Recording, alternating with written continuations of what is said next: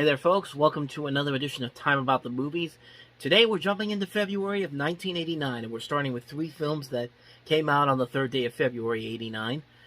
Not particularly ones that are memorable, but noteworthy for several reasons. And we're going to start with this one with the film that would be directed by the guy who would eventually direct this year's Best Picture winner, Driving Miss Daisy, Tom Selleck and Paulina Porizkova in Her Alibi.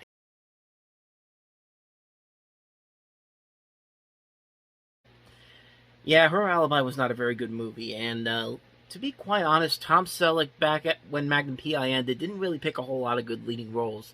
I mean, he picked some really bad movies. He did pick some decent movies here and there, Quickly Down Under, In and Out, that type of stuff, but movies like this, they were pushing a little bit, and this was just one of those movies that it doesn't really know what it really wants to be. I don't know if it wants to be like a straight-up romantic comedy or some kind of a little bit of a mysterious thriller aspect to it, because you don't know if Paulina Porizkova really did commit this murder or not.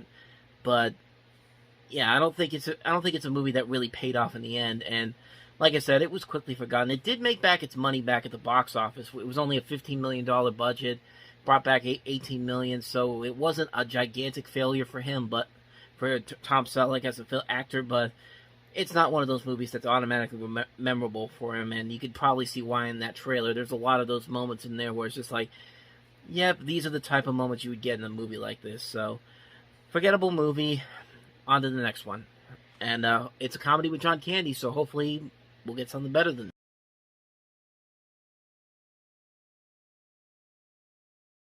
Who's Harry Crumb?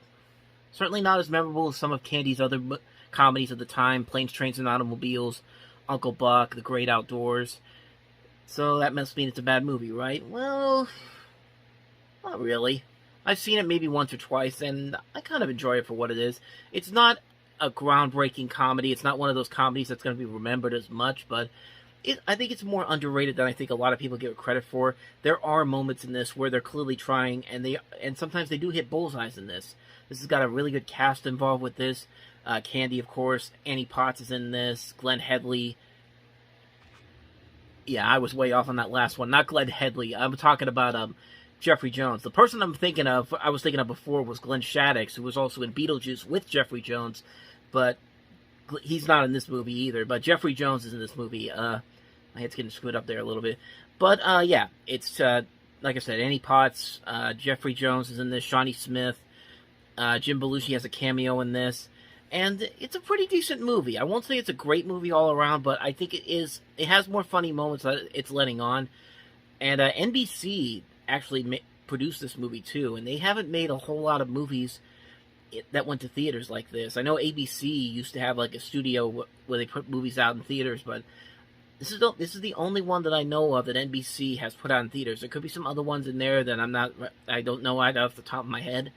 But if we get to those, I'll definitely bring that up. But yeah, this movie's actually not that bad. Not a great movie overall, but it's a funny movie. I'll give it more credit than I think it deserves. So definitely check it out if you can get a chance to see it. Let's move on to the last movie featuring Charles Bronson, Kinjit, Forbidden Subject.